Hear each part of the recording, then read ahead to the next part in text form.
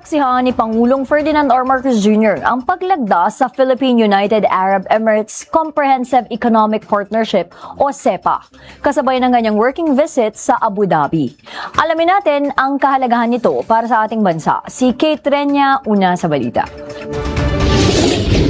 Isang mahalagang kasunduan ang binuo sa pagitan ng Pilipinas at United Arab Emirates na tinatawag na Philippine-UAE Comprehensive Economic Partnership Agreement o CEPA. Isang free trade agreement ang CEPA na layong pababain ang mga hadlang sa kalakalan at magbukas ng mas maraming oportunidad para sa mga Pilipino. Sa ilalim ng kasunduang ito, mas mapapadali ang pagpasok ng mga produktong Pilipino sa merkado ng UAE at mas lalawak din ang tsansa ng mga negosyo at profesional na Pilipino sa ibang bansa.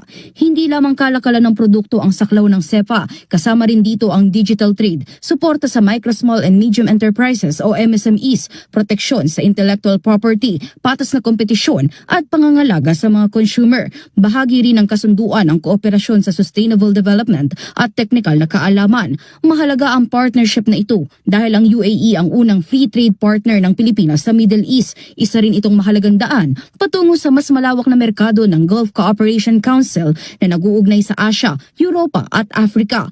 Batay sa paunang pag-aaral, inaasahang tataas ang mahigit 7% na export ng Pilipinas sa UAE. Posible ring makalikha ng mahigit 30 milyong dolyar na dagdag kita sa kalakalan at makapagbigay ng mas murang bilihin para sa mga mamimili. May malinaw din na benepisyo para sa mga Pilipinong service providers tulad ng nasa IT, konstruksyon, kalusugan, edukasyon at turismo dahil sinisiguro ng CEPA ang patas at malinaw na patakaran sa pagtatrabaho at negosyo sa ibang bansa. Sa kabuuan, isang hakbang tungo sa mas bukas na merkado, mas maraming trabaho at mas matibay na ugnayang pang-ekonomiya ang Philippine-UAE CEPA para sa mas maunlad na kinabukasan ng mga Pilipino. Nauuna sa balitang totoo at laging bago, Kate Renya, alauna sa balita, Congress TV.